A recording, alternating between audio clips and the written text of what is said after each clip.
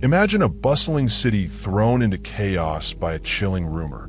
A teenage girl vanishes, only for her remains to be traced to a pork stall in a crowded market. The thought alone is enough to make your stomach turn. This isn't a twisted urban legend. It's the haunting true story of Wong Ka-Mui, a 16-year-old whose disappearance in 2008 sent shockwaves through Hong Kong. What drove someone to commit such a gruesome act? How did a bright young girl meet such a horrific end? Let's unravel this dark tale step by step, starting on a fateful day in April 2008. On Tuesday, April 29th, 2008, a distraught mother and daughter, Mrs. Wong and A. Ping, arrived at the Sham Shui police station in Hong Kong's New Territories. Their faces etched with worry. They reported that Wong Ka-Mui, the family's youngest daughter, had been missing for 3 days. At first, they assumed the 16-year-old was just staying over a friend's house, caught up in teenage antics.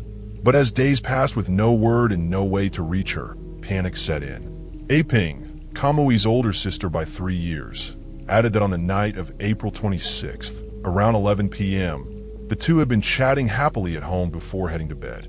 Nothing seemed amiss. Yet, by morning, Ka-Mui was gone.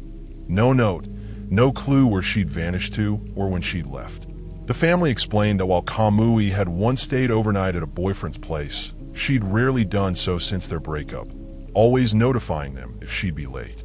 A disappearance this prolonged was unprecedented.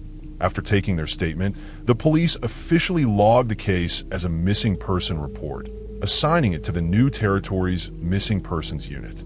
Wong Ka-Mui, originally from Shenzhou, Hunan, was the second child in a family marked by upheaval. Her parents divorced when she was 3 due to irreconcilable differences, and her mother remarried a Hong Kong man surnamed Chan, a shiftless over 50 local with little to offer beyond citizenship. Ka-Mui harbored a deep dislike for her stepfather, seeing no value in him. In 2000, Mrs. Wong brought A. Ping to Hong Kong to settle, leaving Ka-Mui behind, some say in Shenzhou, others claim in Dongguan. Her early years were lonely and fragmented. At 14, in 2005, she finally reunited with her mother, sister, and unfamiliar stepfather in Hong Kong. The family struggled financially, with Mrs. Wong working as a street vendor. Ka-Mui, awestruck by the city's vibrancy, enrolled at Pak Yu Middle School alongside A. Ping. She excelled academically, earning the Zima Now Award in 8th grade for excellence in math, Chinese, or English, plus accolades in Mandarin and English recitation contests and 2 years of scholarships. Yet, her introverted, stubborn nature strained her ties with peers and teachers, and her relationship with her stepfather grew increasingly volatile, erupting into frequent arguments. In 2007, at 15, Ka-Mui joined a modeling course outside school, but her average looks yielded no gigs. She lied to her family, claiming she was a modeling assistant earning 20,000 to 30,000 Hong Kong dollars monthly, though she soon quit. She loved fashion, makeup, and sharing clothes with A. Ping, and the sisters took a weekly makeup class together. By January 2008, now in 10th grade, Ka-Mui announced she wanted to drop out to ease the family's financial burden. Despite her mother and sister's pleas, she stood firm, believing further study was pointless. She left school, plunging into a reckless lifestyle, frequenting nightlife spots, mingling with shady characters, and occasionally staying out all night. When police investigated her tie, Wahao Estate Apartment, a government-subsidized unit in Tsuen Wan for low-income families, they uncovered a shocking secret.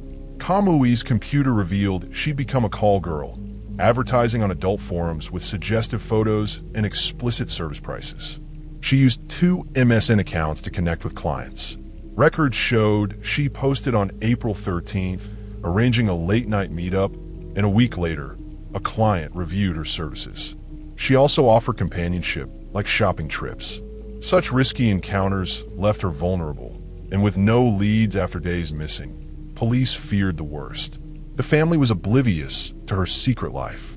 A. Ping, devastated, told police they'd always been close, sharing everything. Until recently, when Ka-Mui grew moody, and secretive. She'd started socializing with older men, aged 20 to 50, chatting late on the phone and sleeping elsewhere. She claimed it was a boyfriend, but never introduced him. Aping knew she used MSN, but couldn't fathom her sister's double life. The case hit the press, seeking witnesses. On May 1st, a man named Abong, a programmer and regular client, came forward. He'd met Ka-Mui via her forum post on April 20th, paying 1,500 Hong Kong dollars for a rendezvous. They grew friendly, chatting online often. On April 27th, at 1 a.m., they met at Sham Shui MTR station, she in black, carrying a yellow bag, then checked into a nearby hotel. Exhausted, Ka-Mui skipped intimacy. They talked and slept. At 9 a.m., he paid her 2,000 Hong Kong dollars, and they parted, planning to meet again. After that, she went silent. Seeing her disappearance in the news, Abong reported it, becoming the last known person to see her alive. Police verified Abong's account, ruling him out as a suspect. He recalled Ka-Mui confiding she wanted to earn money for her mother's sake. A modeling agency had scammed her out of 50,000 Hong Kong dollars, and though she'd repaid most, on April 26th, they demanded 10,000 more in interest by May, threatening to expose her past with compromising videos. Desperate, she took on more clients. Phone records showed her last call at 1:14 p.m. on April 27th from Sham Shui MTR, lasting 53 seconds, to an untraceable prepaid number. MSN logs revealed a 9:16 a.m. message from someone arranging a 1 p.m. meetup there, matching the number. Tracing the IP, police linked it to Yin Fat Building on Shek Kip Mei Street, near the station. On May 6th, a frantic 30-year-old, Adak, reported that his friend Ding Kai-Tai, 24, might have killed Ka-Mui. Friends for a decade since working at a late-night eatery, they'd stayed close.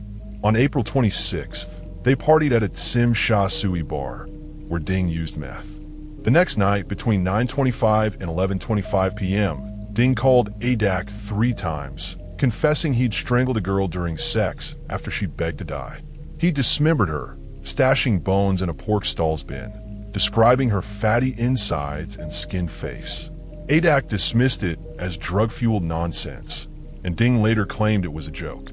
But after seeing Ka-Mui's case, Adak connected the dots and alerted police. The West Kowloon Crime Unit took over. Ding's address matched the MSN IP. That night, they ambushed him at Yin Fat Building's Mao Block, arresting him at 11 p.m. He named an accomplice, YG, who was also detained.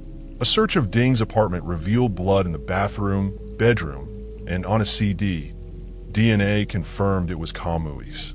Ding confessed to killing her and dumping her head off Kowloon Pier. The next day, divers searched Victoria Harbor but found nothing. Ding then admitted dismembering her, flushing small parts down the toilet, and mixing bones with pork at a Shek Kip Mei market stall. Over 10 days had passed. Some remains were likely sold. The revelation horrified Hong Kong. Rumors swirled that Ka-Mui died of a meth overdose at a group sex party in Yin Fat Building, with Ding and others covering it up. Police debunked this. YG had a solid alibi and wasn't involved. Evidence showed Ding, high on meth after the bar, lured Ka-Mui to his flat Postabon. They used drugs and had sex. Around 3 p.m., Ding awoke to find her dead, mouth foaming, body cold. Panicked, he vaguely recalled strangling her.